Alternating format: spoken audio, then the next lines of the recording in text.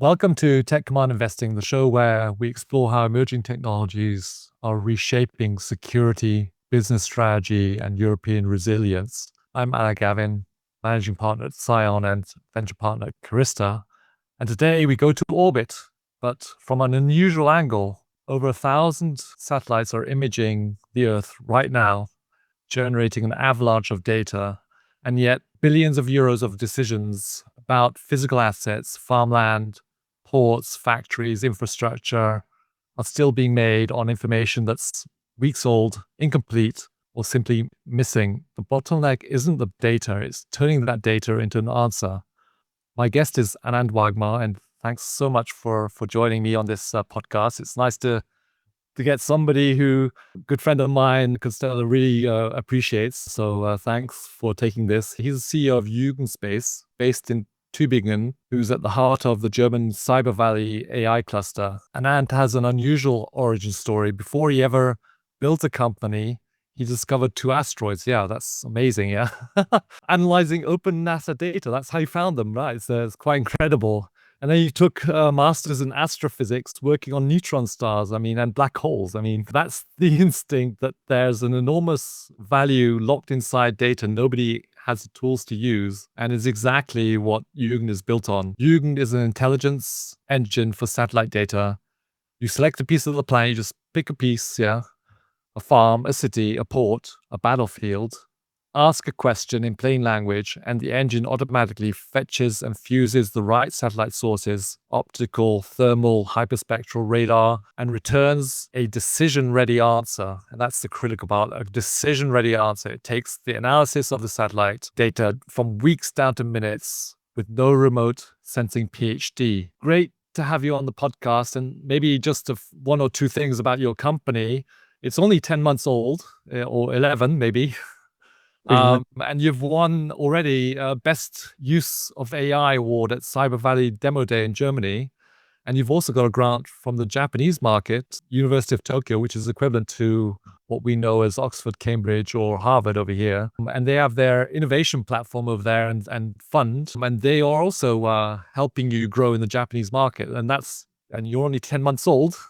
Also, you have your proprietary compute architecture, and we'll go into that in some detail. You're not dependent on Google Earth or other third-party geospatial compute, and you're already in orbit, even though you're only 10 months old. So you're already up there in the satellite. But we'll go into more detail on that later. This is a conversation that lands at a charged moment, because you have the war in Ukraine has shown that commercial space intelligence can level the battlefield, but also that the decisive edge is no longer just seeing, it's filtering and acting faster than the adversary. And in the Middle East this spring, when you had high-resolution optical imagery restricted over the theater, analysts had to fall back on radar and multi-sensor fusion to assess what was really happening on the ground. And I think that's exactly where you've built your solution, is on that problem. So this is Tech Command Investing. This is Yugen Space. So yeah, let's dive in and talk about your vision, your product, and your mission. As I said, you've had an unusual path. You've discovered 2 asteroids from open NASA data and no formal astrophysics background. And then did your master's on neutron stars. What's the through line? What did finding those asteroids teach you that became the founding insights for this company that you founded? First of all, thanks a lot for having me on the podcast. It's just wonderful to be here, of course. And for the lovely introduction. I think that was by far the best intro I've heard about myself. I think the journey, exactly as you said, is a bit unorthodox, especially also from where I come from.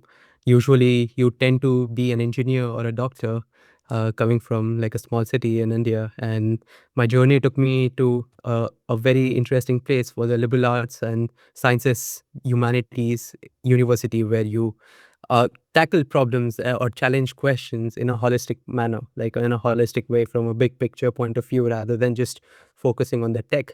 And that's how I've been looking at problems ever since. And the asteroid discovery story was also very funny in a way, that me and my sister, one day we wrote to this telescope called Pan-STARRS in Hawaii, along with they had a collaboration, of course, with the NASA, funding from NASA. And luckily at this time, I guess there was a search campaign going on, and we ended up writing to them, look, we are a bunch of kids wanting to learn more about astrophysics. I have applied for this astrophysics masters with not much of experience, hands-on experience on how to go about in that sector. So it would be lovely to get some experience, right? And they ended up sharing this open data with us, which both of us analyzed. My sister, she's a quantum physicist now. I later did astrophysics, but we ended up analyzing this satellite data, and the discovery thing happened. And the biggest learning from there was that, like, although the data is super complex, like the way they conveyed the information to us and the way they structured the entire process of discovery, it was made simple from the user point of view. As a citizen, like as a normal citizen, you were given access to these amazing tools that kind of unlocked like this immense opportunity which was lying out there. So they were collecting huge data sets. The number of scientists were not just enough to go through all of them. So they have to open it to as many people out there. So I was like, let's say, inspired by the immense potential like these great tools can have if they're simple to use in the end for the user. And that's where like the insights usually come from. I think during my bachelor's, I also took a couple of courses to analyze satellite data for Earth, like for environmental purposes. And 80% of the time then would just go into collecting the data, processing it, analyzing it. And the rest of the 20 part was the fun part where you get to infer from that analysis about what the impact of it was and then take good decisions based on it, right?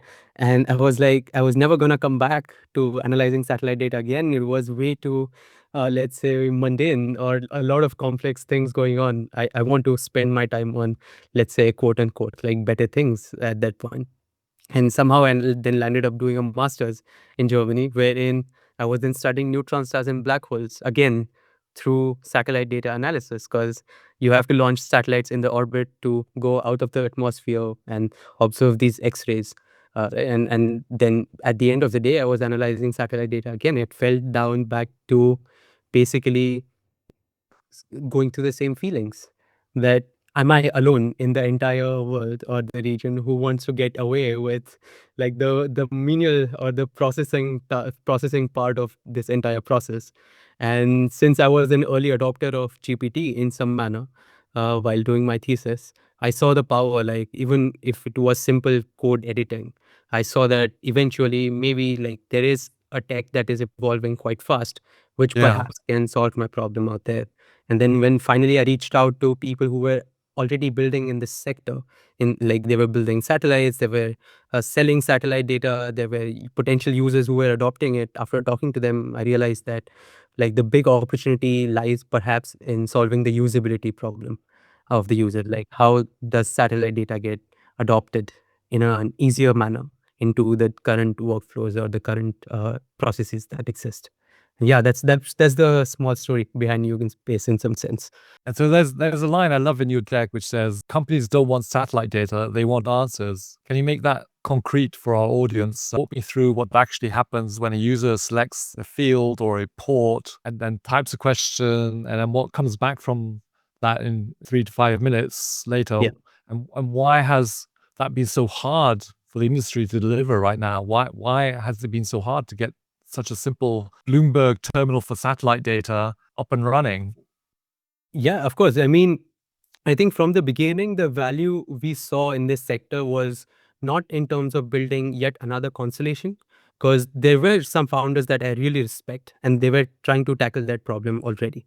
And they had existed in this space for the last 5 years. So they were about to launch like these satellites up in space, right? And so any improvement in the satellites that I would have brought perhaps would have been marginal. And I wanted to build something that is a step change in the tech that we are bringing, right? And that of course the realization that I had was when I talk to potential users, that no company wakes up asking for data in the first go. Like they come up with a question, they face a problem, and they have a question right away. Right. So the companies are looking for answers to those questions, and they're not looking for data specifically. So how does one like solve this problem? Currently, the processes were like quite intense in some manner. Like you need to know that there are 1,000 satellites going out in the orbit today, which have cameras on them and distributed across like 5 different kinds of sensors, right? Like there's hyperspectral, multispectral, thermal, radar, optical, and even like LiDAR satellites, like all these coming into the picture. And so how does one, as a company like who does not have specialized expertise in analyzing this particular data, go about finding which kind of satellite data suits the best to answer my question? How and where do I download it? And then in the end, finally, even if I get my hands on it, how do I analyze it? Like, so these were like the critical challenges that we were kind of addressing. And the funny part was, like, the satellite data has existed for so long, right? Like it's already there. The question was like, why is it so hard to extract those insights? Like you can order a Tesla in under 10 minutes from the app. And Yeah. why does it take weeks, like just to extract like one simple insight from satellite data? And that's why we decided to build this intelligence engine that would solve this problem in a very unique fashion. I think we also have a figure that kind of answers the question, basically how this engine typically works. Right, Yeah, like figure so one, I think, for the audience, you can see it and exactly. download it also in the link. Awesome. Yeah. So there's in the figure one, like you can see basically there's a workflow which kind of defines like what exactly happens when a user selects that box on the map, any physical asset, be it a farm, field, infrastructure, and you simply ask the question like, let's say, what's the vegetation health of this area? As soon as you ask that, that question is interpreted by a standard LLM. It can be, of course, plugged in, plugged out with like different foundational models, of course, that there are. And then that kind of the user intent is defined basically by that LLM, which is then passed on to our core IP, which is basically Yugen's engine. As soon as the engine gets like the understanding of what exactly the user just asked, which was basically the simple question, like what's the vegetation health of this area? It kind of breaks it down into the scientific primitives. So first step is scientific planning, right? It breaks it down into the scientific primitives behind that question. First is, of course, let's say what's the like, what does vegetation health mean? Like you need to determine the greenness of it, like the chlorophyll content of it. And then you have to figure out basically what's the moisture levels and what's the physical structure of that area, of that zone. And to answer each of the scientific primitive, different kinds of satellite data is better suited. Right? For chlorophyll, you need like multispectral data. For moisture, you could use like thermal data better. For answering the structural point of view, like you need radar data to answer it properly. So the engine actively goes out there, fetches the right kind of satellite data, then actively fuses it together, combines it in the fashion that the engine can work with in an efficient manner, and then it has access to about 270 plus tools and analysis algorithms and machine learning models as of today, and it's an ever increasing number, right? So the engine chooses the right kind of analysis algorithms that need to be run on top of the collected data that was processed just a while ago, right? And once these analysis algorithms are run and executed, like you get a nice tailored analysis in the end. Like it's a statistical summary, it's like a nice summary that the LLM also then interprets and gives you back as a tailored response. But the catch is also where, like, now how the response is formed. You could be a fertilizer company, for an example, asking what's the vegetation health to assess the impact of the fertilizers on the vegetation health. But at the same time, perhaps the user could be an insurance company who wants to know the current status of the vegetation so they can perhaps adjust the interest rates on the loans that they are going to disperse. So, with this context awareness, like the engine is able to tailor the entire answer for the user profile. And then it is sent back to the user, of course, in the manner that they want to integrate into the current decision workflows, whether they want to have it as a PDF report, as a visualization, as a map, or as a source to another machine learning model they have inbuilt into their systems. So basically, that's the workflow, and all of this happens under 3 to 5 minutes. Let's say, like for a simple question, right? Like, and Wow.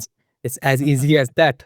Like the alternative is basically all that I just explained to you, what the engine does, being done by an expert out there. So you have to build a team of 2 to 3 experts who can constantly work on downloading the data, clearing it, processing it, analyzing it, writing a report out of it, going like to and fro, like with the end user, like what do they want, understanding what they want, and building a report, building a dashboard out of it, and then sending back a product, which takes from days to weeks of analysis time. And so that's what essentially the engine does. It has brought down the barrier of satellite expertise from, let's say, PhD level to as simple as asking a question, and also cut down the analysis time from days and weeks to quite literally minutes. Yeah, and of course, that's incredible that you can do that. But I just wanted to go into why this matters for investors. And you have framed this as roughly a 3 billion market today across regulated physical asset verticals like, as you mentioned, agri lending, parametric insurance, infrastructure, municipalities, supply chain, and others. And you say it's going to grow until, or people think it's going to grow to about 30 to 50 billion as an embedded intelligence infrastructure within 5 years. For the investors listening, why is now the inflection point? What has changed in the last couple of years that makes an analysis first satellite company buildable today when it wasn't before? Yeah, completely. Like, I think the market right now is definitely the biggest question about that gets asked about, like, who are you building this product for? I think one thing that I missed referring to, like, the goal for Yugen Space is sort of building this infrastructure and not just like a nice chat interface for the Yes, that's user. what I was emphasizing in that question is that it's infrastructure, it's embedded infrastructure rather than just, it's Ex- part of the infrastructure, what you're building, yeah? exactly. So we want to facilitate the decision-making process of the users in the end. Like, the one insight that we had from very early on is that satellite data is a great input for enhancing the quality of the decisions that people can make, right? But if you exist or do not exist, that doesn't matter much today because people are going to make those decisions anyways, with or without us. So it's our job to somehow create enough value for them to adopt this kind of new option into their workflows, and also make it as frictionless as possible so that the accessibility is quite high, right? Along with the credibility factor, of course.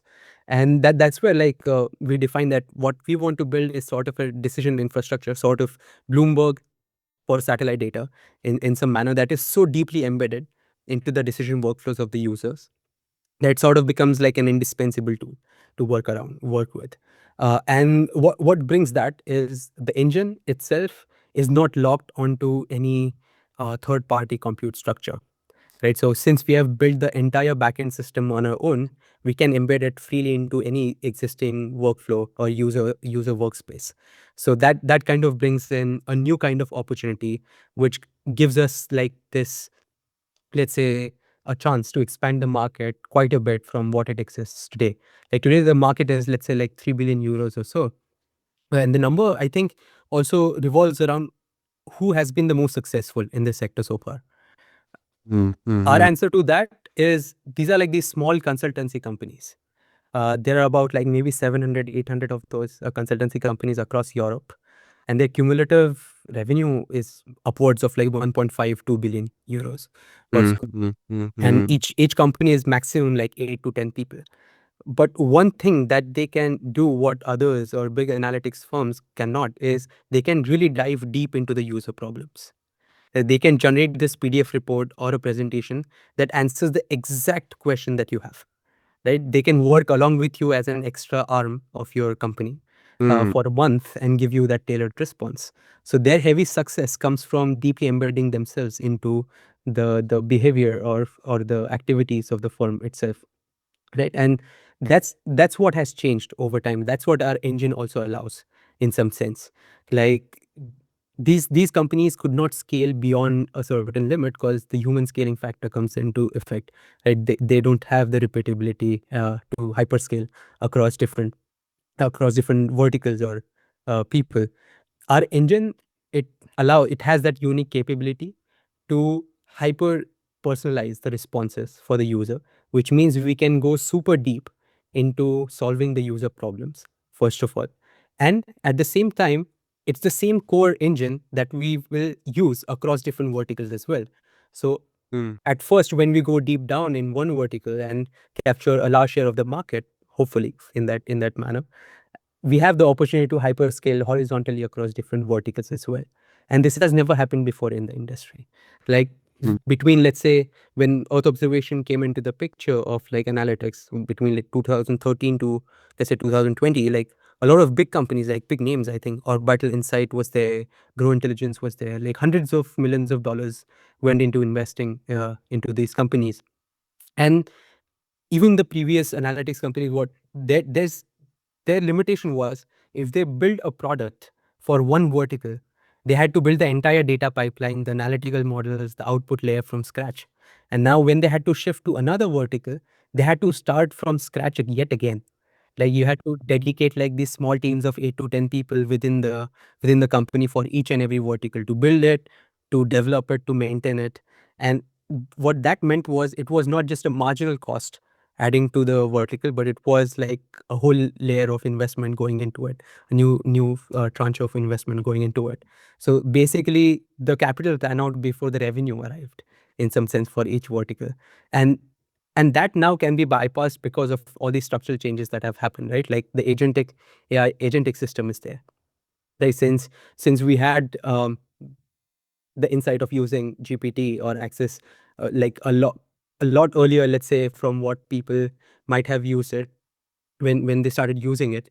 Like we saw that there's a huge factor that we can change, which we can bring in by being AI native first in development as well, not just in terms of providing it as a product, but internally using it for everything that we are developing and building.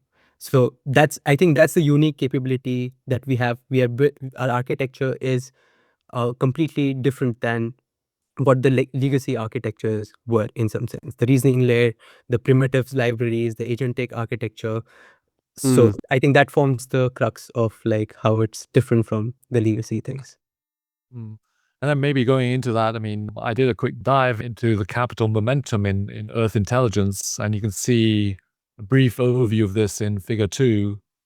With capital racing into this area, we are experiencing this live. I mean, we are seeing it live in our own portfolio, Constella.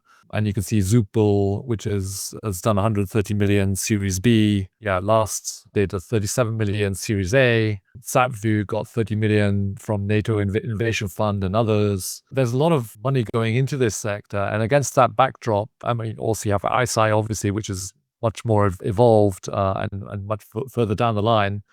But against that backdrop, you've been deliberate about capital, building Jugend on non-dilutive grants and awards and signed LOEs rather than rushing out to raise. But now you're opening your pre-seed. What had to be true inside the company before you felt ready to take investment on? And what does this round let you go and do and build next? Yeah, of course. I think like the starting point was the belief that the industry has been scarred a lot, rather that there are open wounds in the industry through the past investments.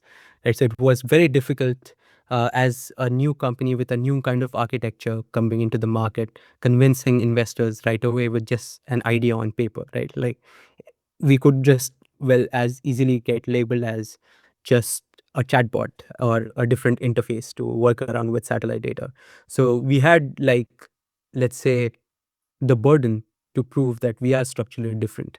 So we had to come up with at least the first uh, POC, in some sense, like the first MVP, to at least show how the entire model works, how the entire architecture functions, right? And so there was this huge burden right away, first of all. And the second was like the kind of modes that we build over time. I think we can come down to that conversation later on as well. But to even show that these modes can be accumulated over time, like we have to show this engine working in some manner. Yeah. And we had to get responses from actual users out there to show that, okay, they are really facing these problems and they are really excited to utilize it into their current systems. So we had to get a couple of big names, hopefully, like and that was a hope, like a few months ago, right? Like that we have to stay lean, we have to work on the grants until like we have an actual customer base that we internally can see as well, where we can grow. And then the investor money comes in that helps us in scaling, rather than just like building the R&D behind the entire product yet again. So that was, I think, the kind of like intention we had from very early on. And also I think it's the impact of reading a lot of Paul Graham essays from Bicey. Like Yeah. it's been a non-star from very early on, since young age, I guess. So it was like stay lean as long as possible, and then then raise the funds only when you need it the most. And this will get you to your next inflection point. Customers, I suppose, be able to increase your team and maybe improve the product. I think those are the things you want to achieve with this money, right? Exactly. So the investment is mostly for getting this first version of the product that we have built into the hands of as many users as possible. So get that distribution in place, get as many paying customers as possible. Not too many in the beginning. We want to develop the version 2 as well. So we want some feedback from the users. So we have a number in mind until which we want to reach and then build the version 2. So spend some time back into R&D. The geospatial foundation model, the ecosystem is changing quite a lot as well. It's rapidly moving, so we have to adapt to these dynamic systems. So the money is needed for that because we have to internally keep researching and developing things just to like stay at the position we are and not just stay there, like leap forward, I guess, than what the solution is. So Stay ahead, yeah. yeah, exactly. So that's what the money is for. Yeah.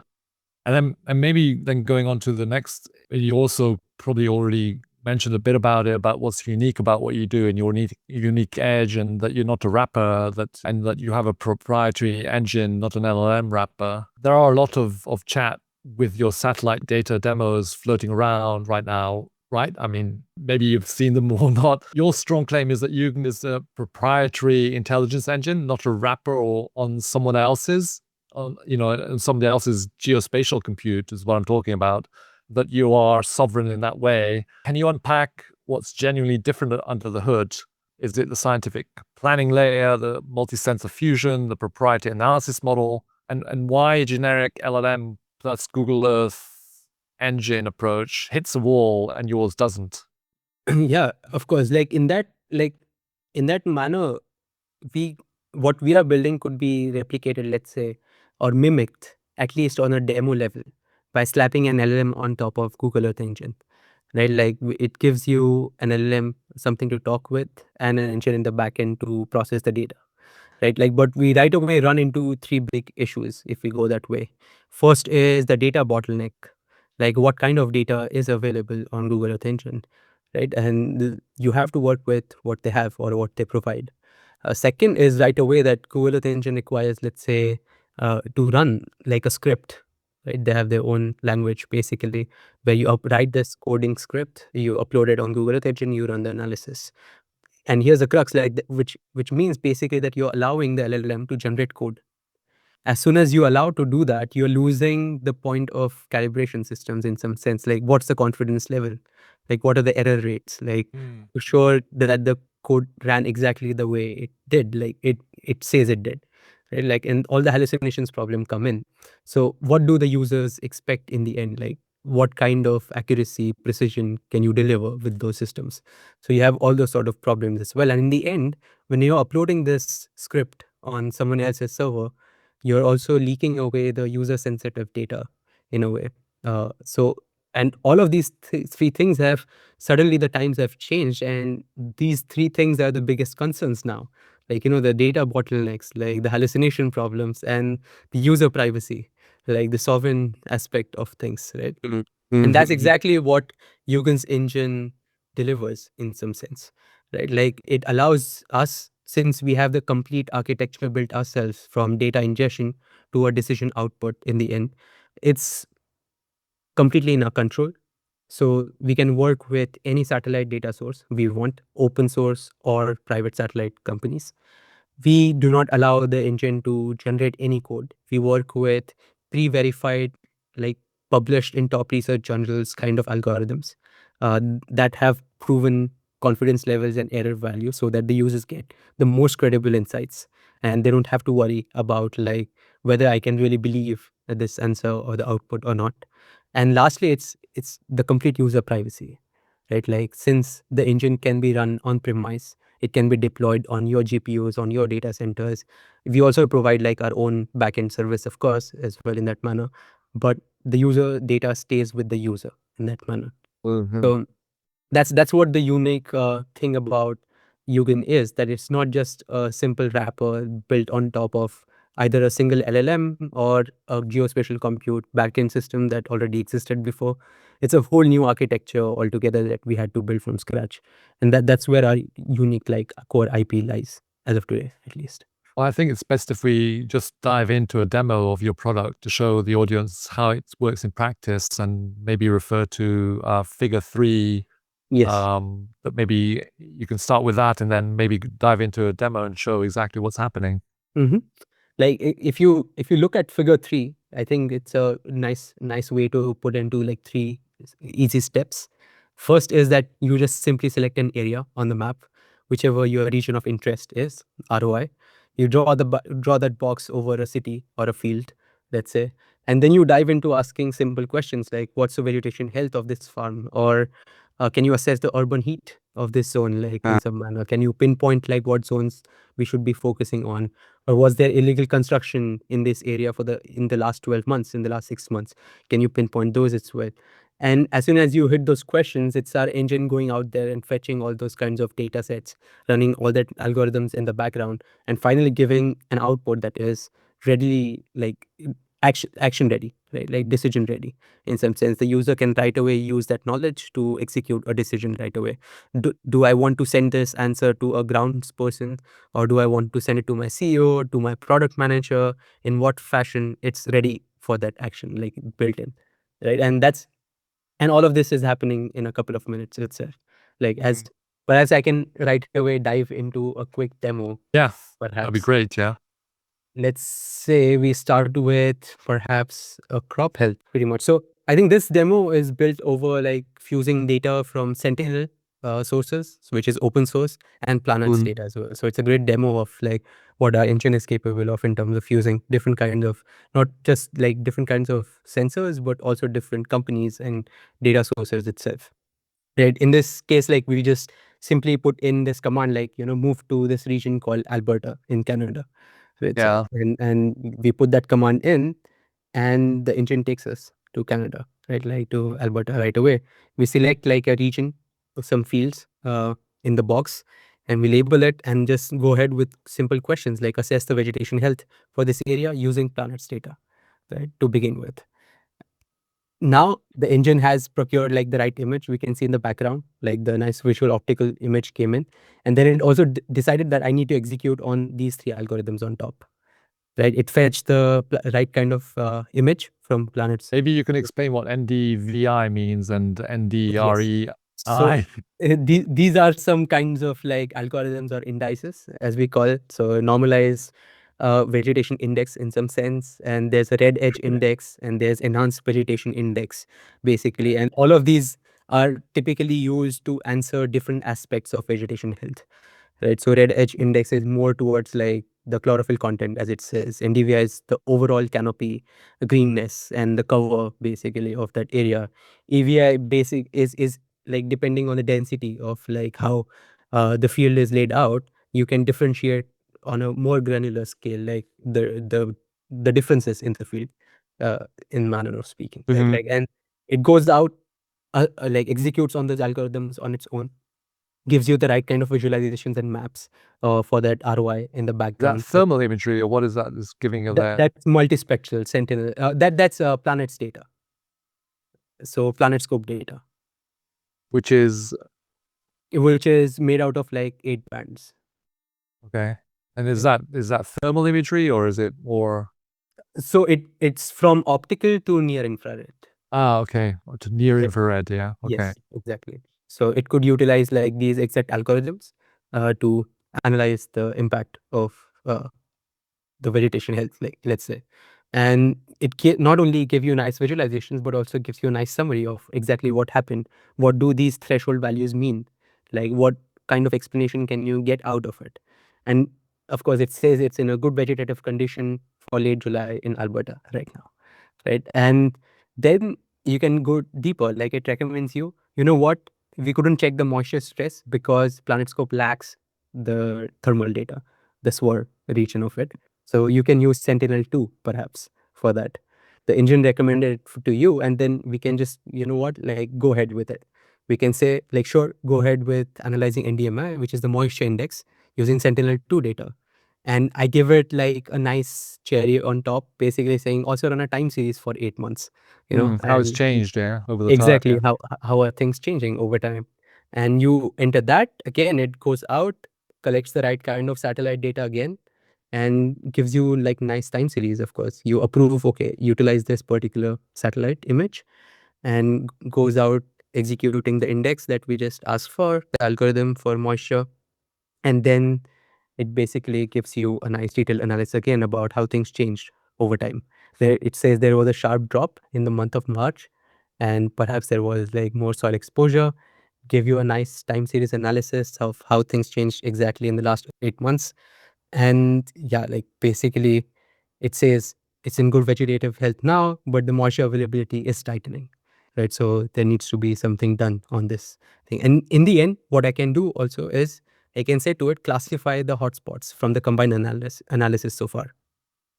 And as soon as you do that, it combines all the things, all the parameters that you just set before in this chat, in this particular analysis workflow. So it's a And memory to remember what you asked for before, right? exactly. And then it goes out and executes on exactly how much area was affected based on the parameters that you just asked for, right? And it says, it gives you the estimates in that manner that look, there are these 153 spots, maybe 6.7 hectares are the yeah, hotspots, exactly, yeah. 6.7 hectares of hotspot area, Which is which is basically 1.3% of that area that you selected. exactly. So, and all of this was under minutes. You can see these red spots popping out on the field Ah, okay, right, yeah. corner, right? So, Well, that's what it's pointing out, is it? Ah, I yeah, see.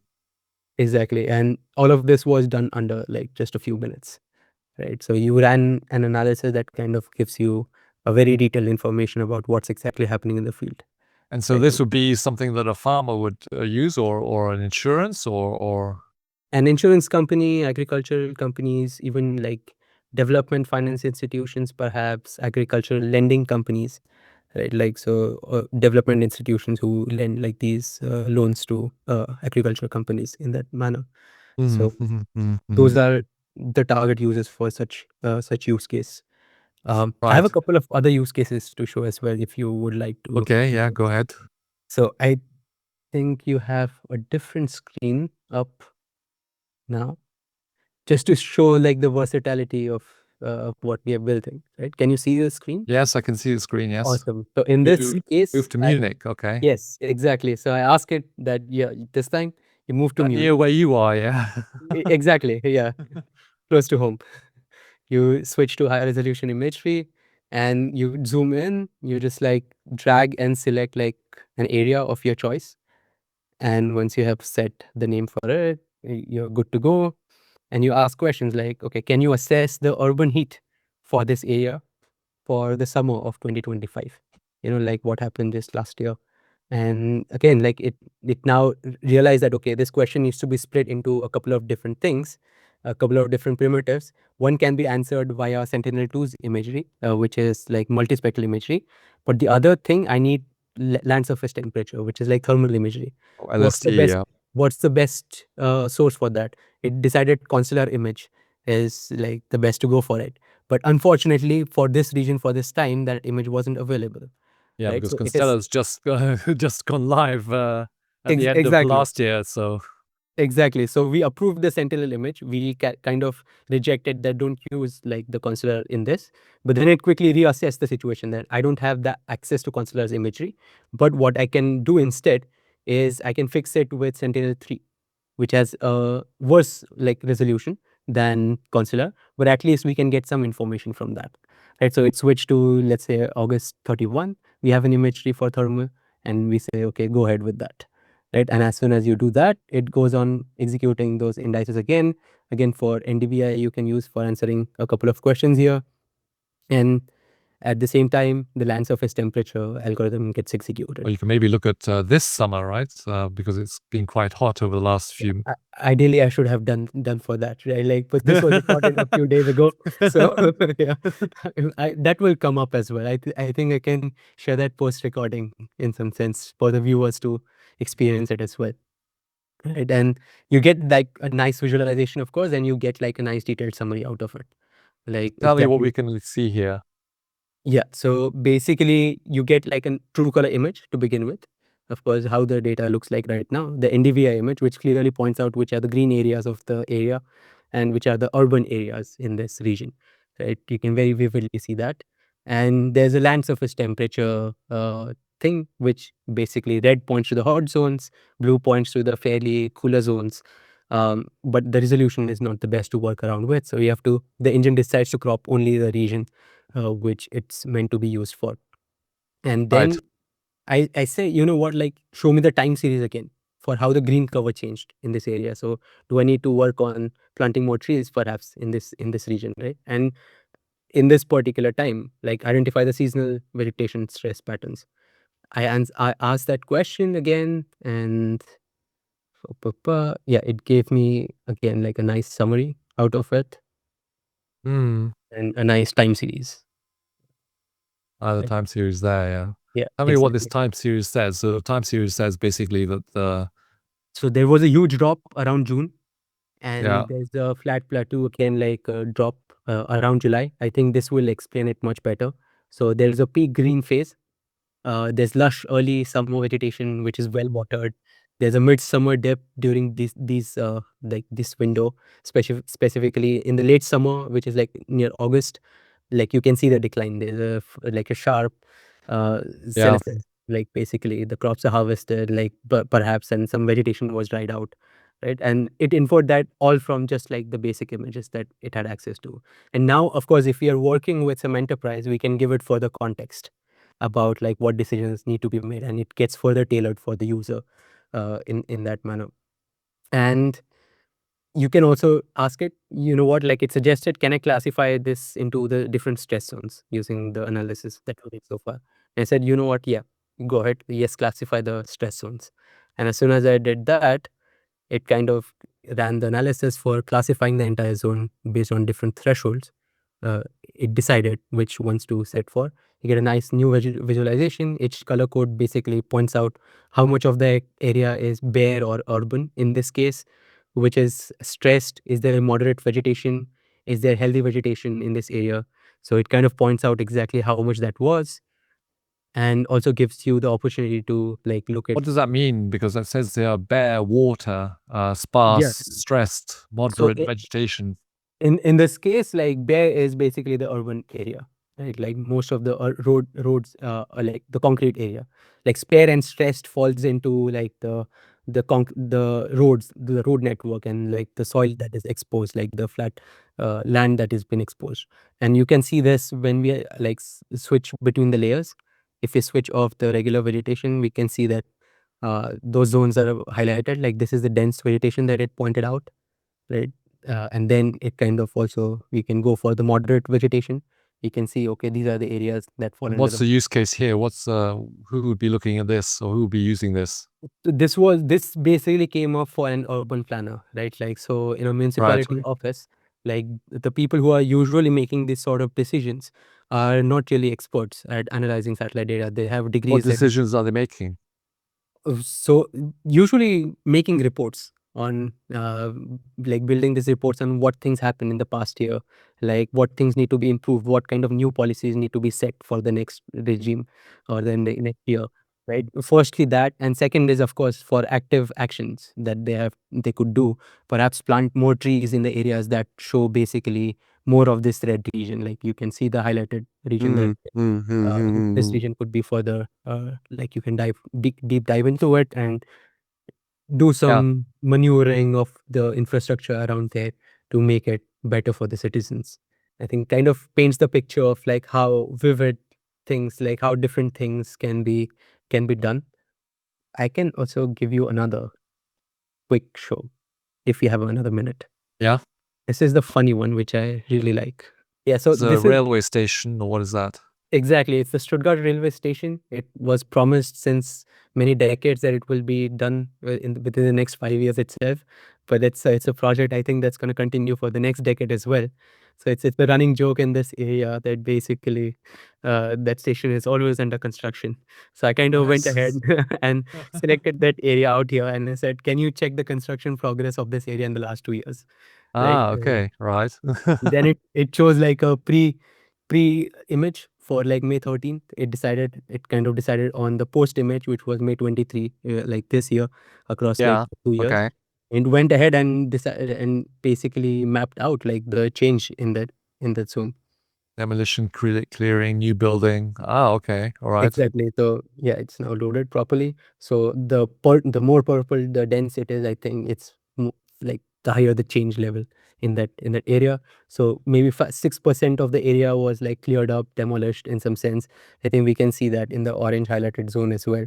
Like how what things exactly changed, how much of the new area was built up, how much of new urban area got built up in that region, and it So color coded like municipality can basically track how the exactly. construction company is working, yeah?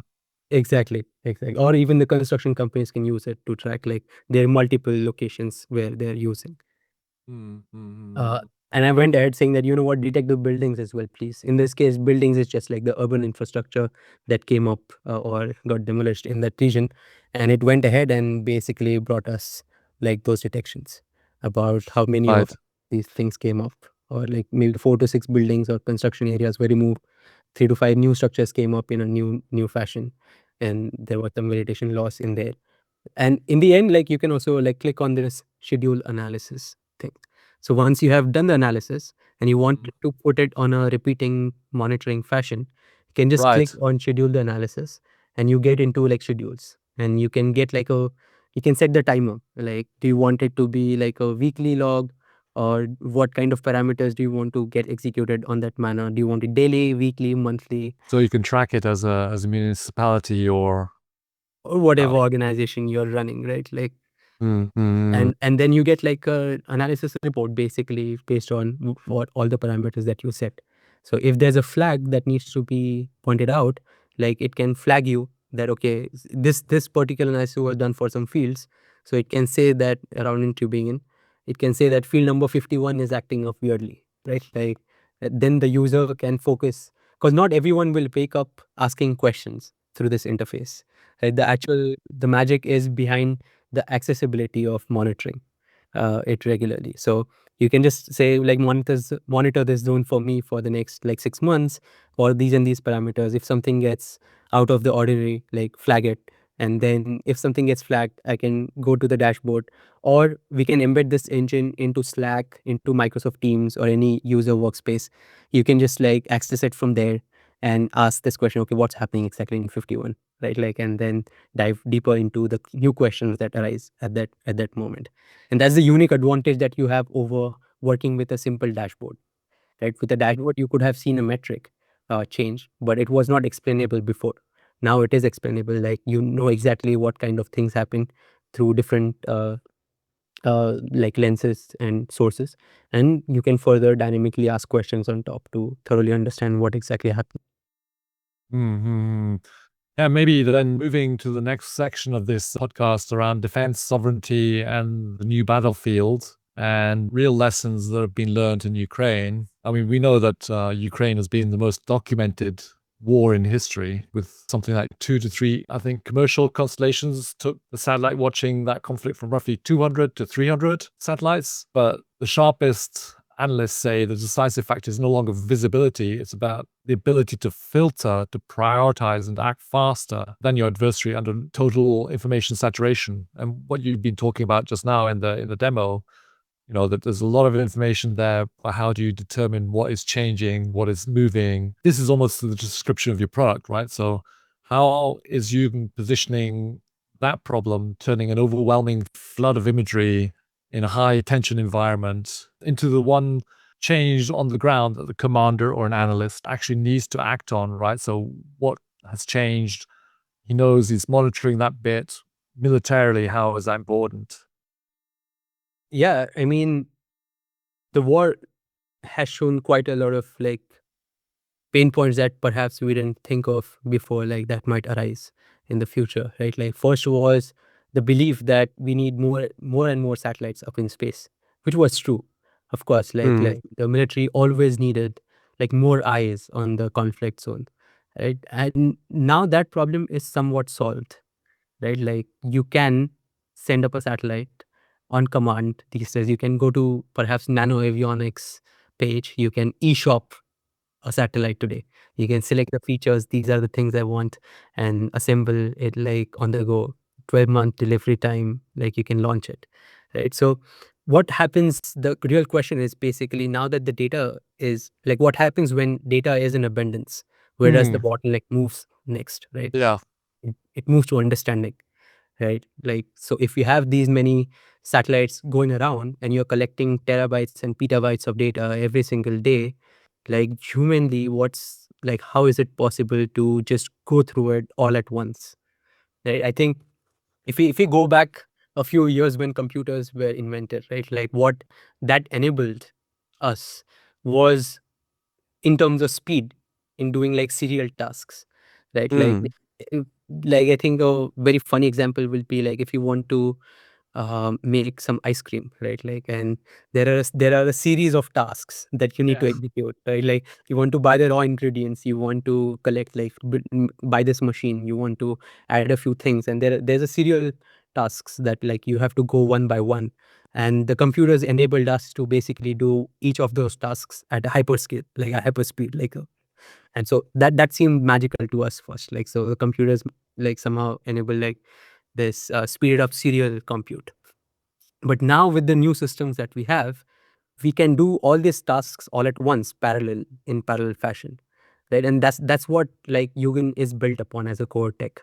Like it allows to ingest huge amounts of data parallelly, and it allows like even small teams to go through like, let's say, millions of hectares of land under monitoring all at once, continuously being monitored through the engine, and silently like flag thing that something changed while silently, some structure that perhaps wasn't existing in that zone before and suddenly came up the next day, and it can send that flag right away, which was not humanly possible before.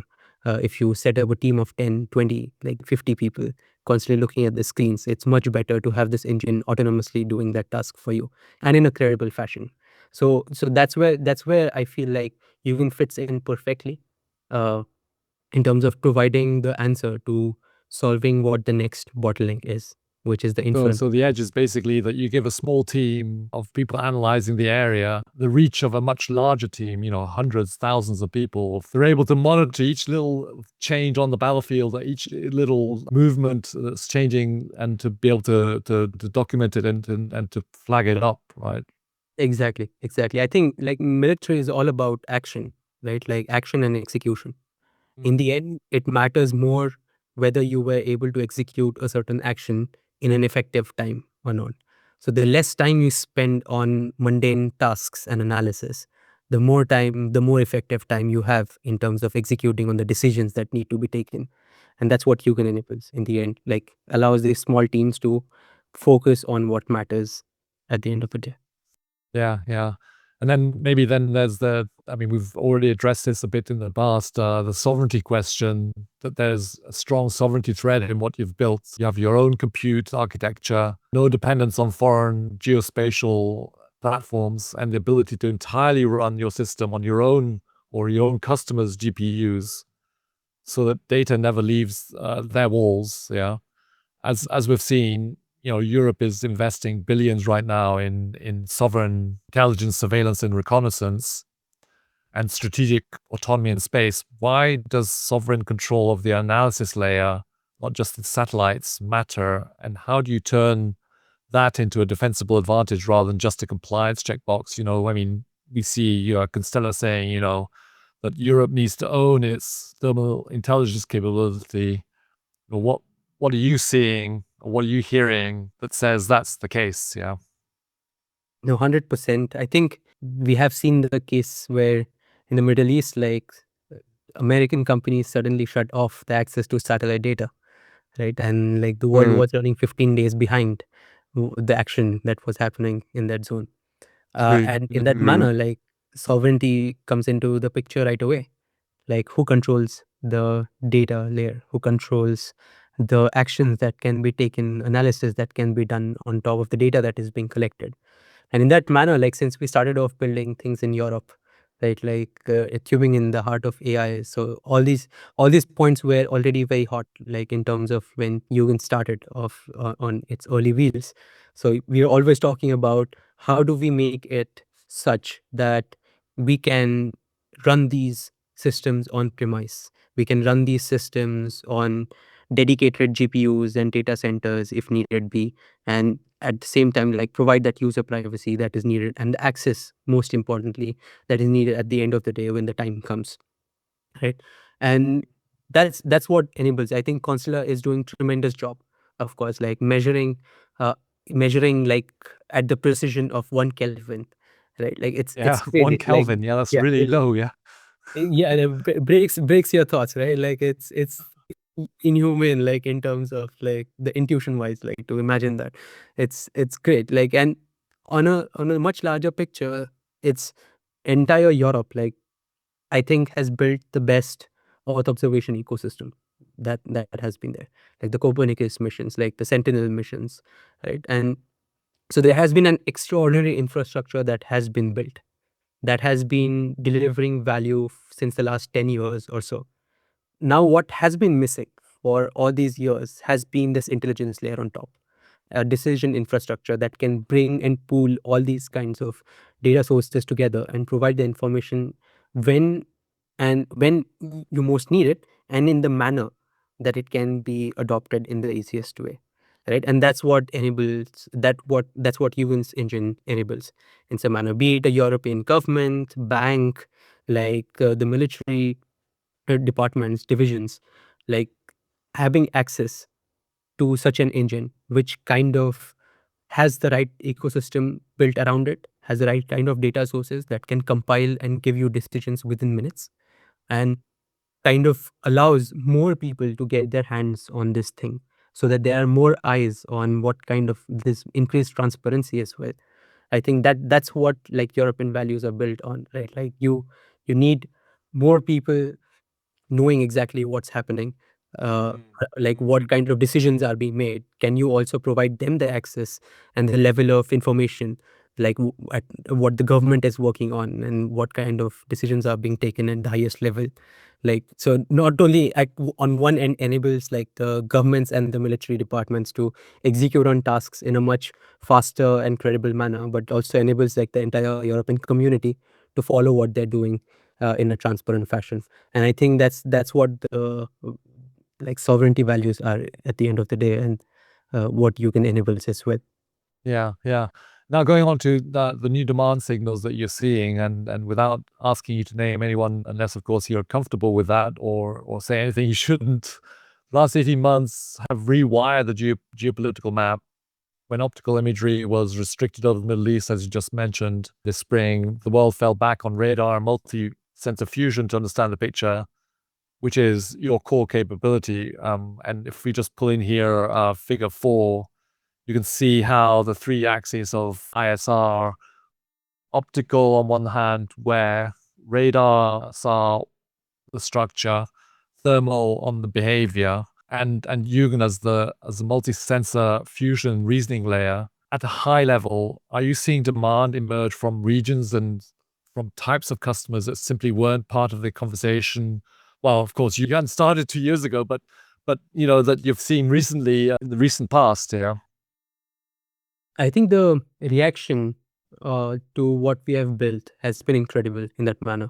Like within this short journey of like 11 12 odd months now, basically, like it's crazy that we started off focusing on only commercial use cases to begin with, and very quickly realized that there's a dual use aspect to it as well, which is urgently needed. Initially we thought like these problems must have been solved in the military, right, or must have been solved by the people who have the most resources in the government, right? And very quickly realized that these are still the pain points, like recurring pain points even, and not just in one particular geography but across geographies as well.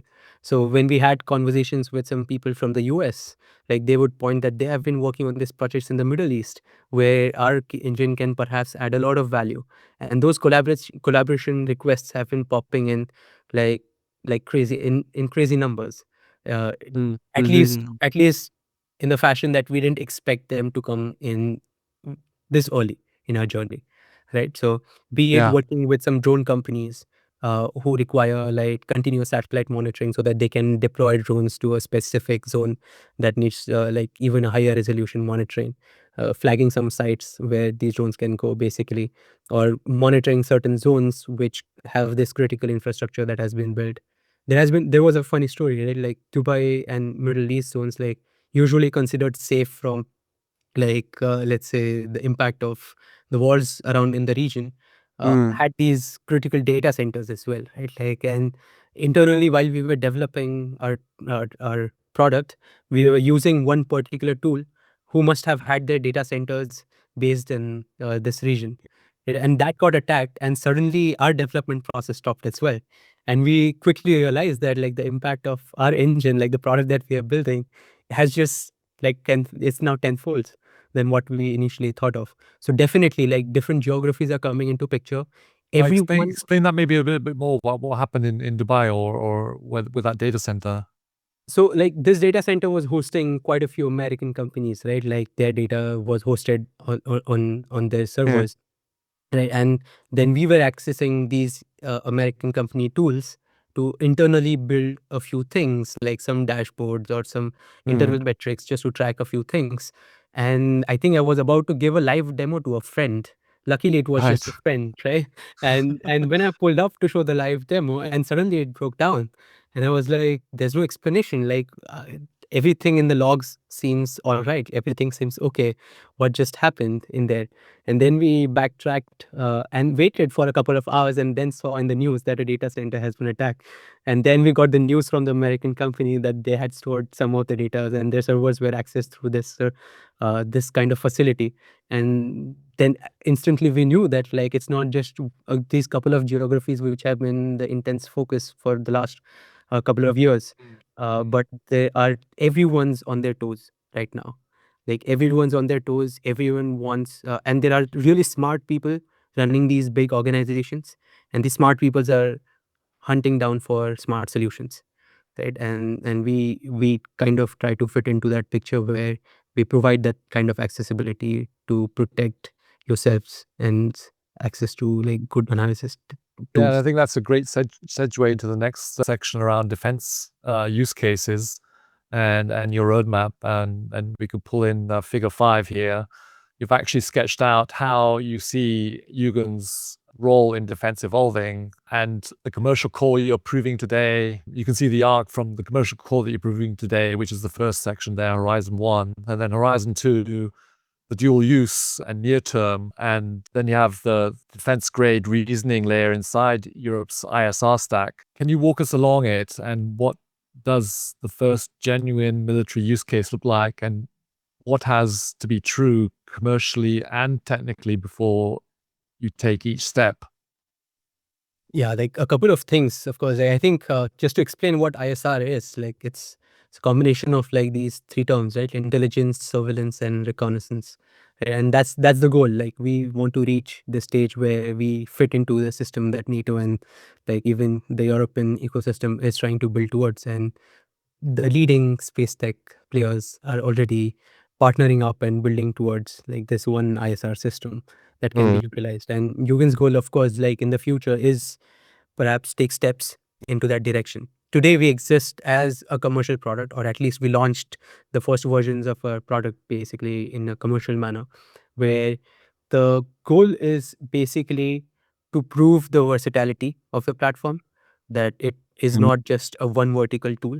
It's not just a dashboard that is good to look at, but it is an engine that can actively help you perform different actions and make critical decisions when it's most needed, across different sectors, across infrastructure risk monitoring, across agricultural domains, agriculture-based finance and banking, and quite helping out municipalities, like working with governments as well on a at least on the grassroots levels, and proving that the system works reliably.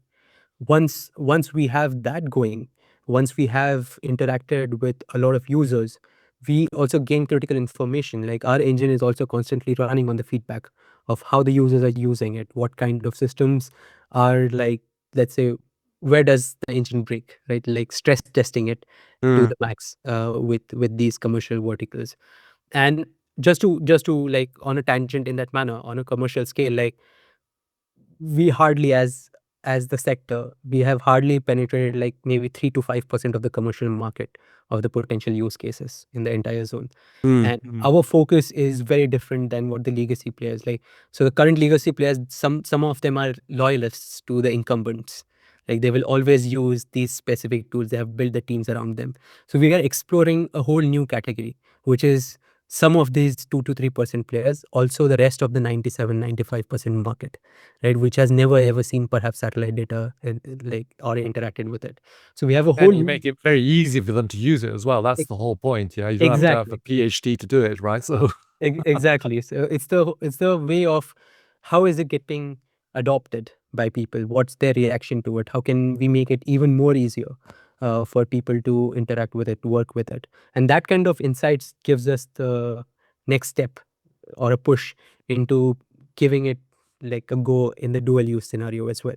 Once we yeah, you've have been pulled into that, right? So exactly, like it's I think a natural transition in some manner where basically you have collected a lot of reviews in some manner, like how it works across different geographies, across different zones, and you have stress tested your systems to the max, and you pull that in like the dual use things. Now that we have built systems that is independent of any third party compute or any like structure out there, we can provide this data security right from the get go. We can enter like that zone where the same civilian use cases can also translate into the defense use cases for dual use scenarios within the boundaries. And in the end, like the final frontier, the horizon 3 is of course like make a defense grade product. It is a conscious decision to not start the other way around, because I think the defense grade products, they require heavy customization to the people you are building it with, to the organizations that you're building it around, right? And we won't have a scalable product in the beginning to sustain as a company if we go that way initially. So that's why the step by step process where you want to start commercially, get a product that is scalable, that is like recurring, brings in some recurring revenue as well. Like the company is self sustainable at some point, and eventually, of course, in one direction. But then we can also at the side, on like as shift a bit of a focus towards building this decision like defense grade systems as well, but where you're based in Germany, so you're yeah. I've heard from Constella that there's a huge pull into the Bundeswehr and the army over there for new systems to upgrade them into the 21st century. So you might be forced or pulled quicker into the dual use and defense grade faster than you think. Yeah. And without revealing too much, it's happening quite faster than we expected, exactly as you said. Like Yeah. there are systems that we are already part of in some manner, where we are already building towards that. It will take time, but eventually we will reach there, like through the right collaborations, through the right national collaborations as well, within the country, within the German ecosystem, and building along with the Bundeswehr. Hopefully, there are, of course, millions and billions being poured at this stage in terms of new tech that can help elevate like the current pain points and also make the systems more efficient, and we fit in perfectly into that zone. Mm-hmm. Now, maybe going on to the section around competition and moats, and let me put a real diligence question that might that another investor might bring to you. Most of the companies investors compare you to Constella, Satview, ICEYE, Zupel are making asset heavy bets. They own constellations, hard physical infrastructure, and you're making almost the opposite bet: asset light, software only, workflow, the reasoning layer. Run me through the 3 or 4 moats you're actually counting on and confront the obvious risk head on. If you don't own the satellite, what stops a well capitalized incumbent or a fast follower from simply building your answer there on top of their own hardware? Yeah, it's a question we run into quite often these days. Right? Like, why can't like this big satellite company who is collecting data every single day just build what you're building with a small dedicated team? And I think taking a step back, like the decision to be asset light in the beginning was the insight that if we go into building a satellite system, another constellation, the improvement will be marginal, right? And we want to build a system that is a step change in terms of how people get to interact with the entire ecosystem itself.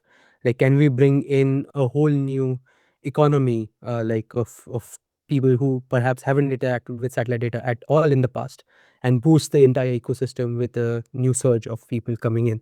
And that's where, like, we decided that we want to tackle this problem from the other side of things. Let's start from the user journey, from the user experience, like user pain points. Like, what are they facing today, right? And the insight was super simple, right? Like, I think it was Jobs who said that Yeah, Steve, you yeah. yeah, Steve, right? Like Steve Jobs, who said that you cannot start with technology and then try to disrupt how people use the product. You have to start it from the user experience, then simplify things down to the best possible efficiency, and then reverse engineer back to the tech that you build the product upon. And that's the route that we decided to take very early on. Like, how do people, what do they face, like how are they making decisions today? And it turned out, eventually, like, we are dependent on the hardware systems, right? And there are people who have been building this for a long time now. It's like Constellar is a great example. Like, Planet has been there for long. Maxar has done it for high resolution imagery.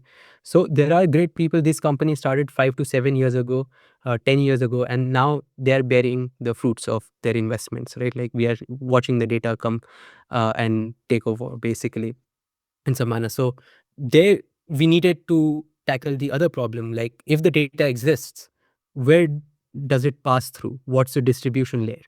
Like, what do people interact with exactly in terms of adopting this data, using this data?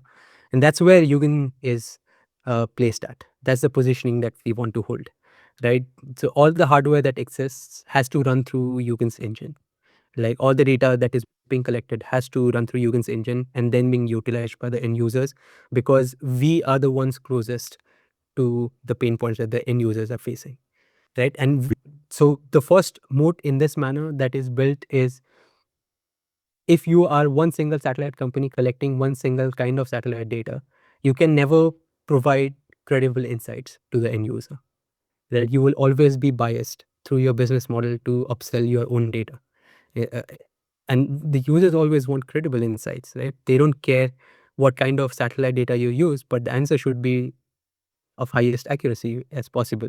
So our engine is unbiased in that sense. Like, it can work with the best possible data and not be like leaning towards one specific kind. That's one. And then, of course, that's against the hardware companies. But what about the companies that can just like run fast and like see and replicate, like, perhaps the little success that we can build over the next few months, I guess, is that once we are in the hands of the users, like, our engine learns from the user behavior, right, internally. And that's the kind of mode that is only built through time. Like, like, it doesn't matter how fast the other person is moving. Once we are there in those embedded in those workflows, it's very difficult to, like, it sort of makes it indispensable at that point. So it doesn't matter how much heavy funding you have, you cannot buy this data off the shelf. You cannot buy that experience off the shelf. You have to be doing what we are doing today along with us to actually compete with us, right? Like, and And that's maybe where we go into the maybe more deep dive into this and yeah. the moats that exist and maybe figure six. Why you versus others? I mean, you've already started, but also foundational model lab, right? I mean, like Anthropic or others, what's the honest answer when you look at them, compare them to you and, the being able to provide the data on the satellite from the satellite data rather than, from a conglomeration or fusion of data. Yeah, I mean, the modes, I think, it was, it popped up when we spoke earlier. I think there's this great guy, right? Like Gokul Rajaram, like, who Yes. get this framework of like 8 different modes. Like, if a company has like 4 or more, that company is set for Yes. becoming a success. Yeah. Hopefully, we can go into that run as well. To like following that framework in some sense. If we look at figure 6, we have a couple of modes already in place. Like, first is the workflow mode, where we can embed our engine right into Slack or Microsoft Teams or any And other that's the experience work. as well, right? That you're It, building it, in, yeah. exactly. It boils down to how the users are utilizing it. And the recurrence of it is in fact like the workflow mode that builds in, like the workflow lock in some sense. The second clear effect is the ecosystem, like the right kind of data partnerships we have from the get-go, the right kind of tools that we have collected, the right kind of features that we have built around like just the same product, like that can be utilized by like further like different use cases. And on top, we have great partnerships working with basically where we were able to launch one of our machine learning models in orbit already. I'll come down to that in a while as well, but that kind of gives us like the ecosystem moat as well. Like over time, this ecosystem is bound to grow. But there are a few things that we are even more excited about. Right? If you look at the data mode, of course, like once we are in orbit, once we are able to process some data in orbit itself with like uh, our data partners, that will give us the data mode where we are in control of also like ingesting the data and like allow controlling the entire pipeline of how the data is distributed. Over time, there are, of course, since we are Europe based, regulatory mode will also kick in once we go into that sectors. Like I think EUDR is a great example already where like a lot of companies are moving towards through satellite point of view, like just to figure out if that market is big enough, right? And but there are many other such regulations that we can somehow exploit to build that mode. And one key metric that we are going to track is distribution, like how many users, how many decision workflows are is our engine embedded in, like, and that kind of, once we are there, that kind of builds the distribution model. Like every kind of new data that is coming into the market has to flow through us. This will be the channel that everyone has to use at some point. And that's something that we are most excited about, because once we are at that scale, like the scale, of course, the network effects kick in. Like if 20%, 30% of the industry is using this product, the rest of them hopefully also fall in line, and with the quality of the product that we build as well. And we are able to collect the experience of what people are facing, what kind of features they want, what kind of behavior they want out of the system, what kind of output should be generated for what kind of insights, right? Like what kind of insights lead to what kind of decisions. Like these kind of experiences aren't like bought off the shelf, and you have to do the things that we are doing to kind of get to them. And those are like four new modes that hopefully we can get to, and we are really excited about. And I think that brings down the total to six, which is I think Yeah. ambitious per se, but would You've be a cleared the nice. hurdle then if you get to 6, yeah? Exactly. Maybe looking ahead now at AI, autonomy, and intelligence in orbit, and you already talked about it, that you're in space already with your model. Two things are happening at once. Geospatial foundation models have just reached orbit, yours being one of them.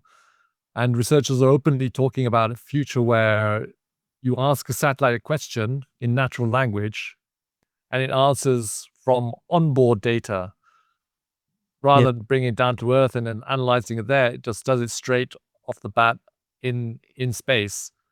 Meanwhile, you have also your machine learning models are already running in space, and you have the AI 2027. You know, there's a paper that came out about AI in 2027, and it'll take over the world, right? They argue that the capability curve is about to bend sharply. In other words, we're going to go to AGI. If we sat down in 2030, which is 3 years after that, what looks completely different about how Yugen works and about who's making decisions about the physical world? Yeah, like I think a clear goal for us, like the best future that we can imagine, is that Yugen is ever present. Like it's everywhere, in every decision workflow, embedded into every decision workflow out there. That will be a nice future to look forward to. But how can we get there? Right, that's the question. Like what is the infrastructure available in 2030 that kind of leads us to that future? And the thing that we are seeing constantly, of course, like LLMs exist, like similarly geo foundational models are kicking in as well. So these new kind of foundational models are coming in. How does that impact us? It's basically for our engine an added feature, right? Like our engine can analyze it as an extra tool, which is basically able to congest, like basically a lot of data all at once, and finding these similarity patterns, change detections, and a few of other use cases that it can really do very well. So So we you're can agnostic to the data feeds that you can take, yeah? exactly, and that comes with. Firstly, then we have our own agentic systems that we are building and learning from, and we are building those modes very early on. So basically across different verticals, right? Like it kind of functions very well. But the real magic, I think, is once you can run these algorithms on board the satellite as well. And we hope that by 2030, we have solved the compute in space problem as well. The Like I data think centers in space, yeah. yeah, exactly. So everyone's rushing towards it. We think we have a great partner. I think I can name them. It's a great shout out to DeFi Space from Switzerland. They're a great startup as well. They are building like the next generation of like compute in space, and we were able to partner with them, run our first machine learning model in orbit, and kind of prove like that it's not just a fantasy theory now, right? Like can we can actually analyze some data on board the satellite, and the future will be direct to user insights in some sense, like basically how Starlink sends direct to user internet instead of going through the pipeline of capturing an image, sending it down to the ground center, sending it to an operator, to a satellite company, then a reseller, then some repository, and then us buying it. And we can perhaps like short circuit like the entire chain by just analyzing the data on board the satellite, getting the insights then and there, sending it directly to the end user. What does that mean? Like you need there's a threshold of the number of satellites that needs to exist in the constellations up above, so that there is an interlink between these satellites as well, so that you can get this information eventually to the end user. Uh, it also means you need that higher level of compute. So a couple of things they need to align, and we are very optimistic that these will happen. We could have perhaps just waited for that future to happen and then start building upon it, or perhaps we could be doing what we are doing is basically we're building the tech that will sit on top of that infrastructure, that will enable to extract the most value out of that infrastructure, which will enable these direct to user insights, right? And so that will bring the costs down, that will increase the efficiency of the satellites, that will enable us like better management of data as well. And that's the future, I think, by 2030, that we enable like smarter constellations uh, in space, direct to user insights, and affordability being solved in some sense. So on that note, what's the one thing you think people, investors, governments, even the rest of the industry still fundamentally misunderstand about this space? Yeah, I think particularly about us, let's say like the product that we are building, it's like it seems like a dashboard, like an interface where you can just talk to satellite data, right? It seems like simple chat interface, but the thing that gets misunderstood is this is not the entire solution, right? It's a start towards something new, right? Like if you roll back the years and go to the iPhone moment, like changing the small screen of BlackBerry, removing the hardware keypad to moving full screen was not just a feature, right? Like it enabled an entire different kind of ecosystem that was built inside the iPhone, right? And that's what we are like moving towards as a company. We are moving towards a new kind of infrastructure which enables a few things that we as a team think that are not going to change in the future. Like I the first, users will always want credible insights, right? Nobody will say that I want less accurate insights. Like, and it's Yeah. just like insane. Yeah. Like, and you need better accessibility to those insights, like, which we have solved. We have brought down the satellite analysis barrier by a lot. Analysis time, people would want the analysis to be done as fast as possible, even if they don't want it immediately. But the experience of getting it right away is magical, right? Like you just can't avoid it. Like it's bound to go in that direction. And lastly is the affordability pillar. So the first three problems we have solved already, and that's the infrastructure that we have built. Like these are the three things that the infrastructure is built around. It's not just that you can talk to satellite data now, but you can get better and more credible insights. You have better accessibility to those insights. You have faster analysis time. And lastly, by hopefully being in orbit as well with the right partners, with analyzing satellite data in orbit, we can bring down the costs of per insight or per query, right? Like, and once the fourth pillar of affordability kicks in, that's where we hope, and we are moving in that direction, that Yugen should not be in the hands of just 10,000 enterprises. It should be in the hands of a billion users. Right? And that future is enabled by satellite data becoming somewhat invisible, being embedded into different sort of consumer apps that users already using. And so that's the scale that we want to move forward, like, or we envisioned through the infrastructure that we are building. And it's the most misunderstood thing at this point, because initially through the first demos, it looks like that you're building a nice chat interface. And that's something that we would like to communicate in a much better way going forward. And maybe then now final reflections and books. Maybe one key takeaway for the room and the audience here are LPs, sovereign funds, national security agencies, and policymakers. If they take one idea away from this conversation about where Earth intelligence and European sovereignty are heading, what do you want it to be? Like, the answer is super simple. Like, the bottleneck is the intelligence layer, the intelligence infrastructure, the decision infrastructure, and that's where all the investments should be moving, at least the major chunk of investments, along with the hardware systems that are being built. 5-7 years ago, a lot of investment went into the hardware solutions, hardware companies, and you can see the outcome coming in. And there will soon be a huge data flood that is out there, and there will be huge noise about what to use, when to use, and how. And all of that needs a solution, basically, which is the data infrastructure or the decision infrastructure layer, the decision or the intelligence infrastructure layer. And that would be the key insight that perhaps we would like to convince all the LPs and the sovereign systems, is that move towards this intelligence that sits on top of the infrastructure that has been built already. And then finally, to close, the question I always ask is 1 to 3 books you'd recommend for anyone trying to understand where autonomous systems, AI, and the future of how we read the physical world are heading, and why those books, yeah. I think first, as a founder itself, something that I was super inspired by as a book was, or it's a collection of letters. It's the Amazon's like letters to the shareholders by Bezos. Like, and the insight, the deep insight that I got from it was how he was able to predict where the systems are moving. Right? Like, he was able to invest in the infrastructure, in the warehouses when Amazon was collapsing. Right? Like, I think Amazon.com was Amazon.bomb at some point, like they used to call it. Like, but he kept on getting into those losses and building the infrastructure that was needed to be. And eventually that came true. Like, so you can read through the history where he makes a prediction and you know that the outcome of it was absolutely true. So it's a great insight in terms of how to align yourself in dynamic systems, like when things are going through a big change, and how do you predict where you want to get positioned in that manner. And Right. second book, I think, recommendation is like this Changing World Order by Ray Dalio. I think it's a great book on how power changes hands in terms of civilizations, organizations, and different times. And how does that apply to us today? Today is basically to the sovereignty side of things.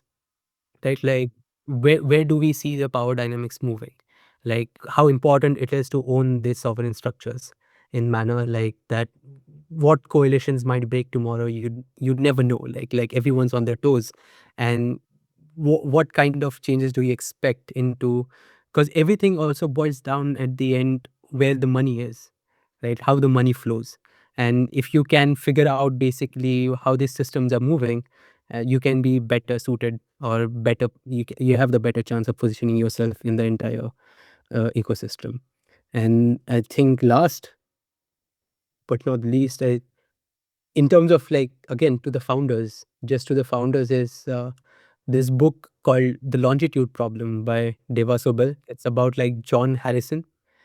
He was a clockmaker, a self-taught clockmaker, right, in 18th century or so.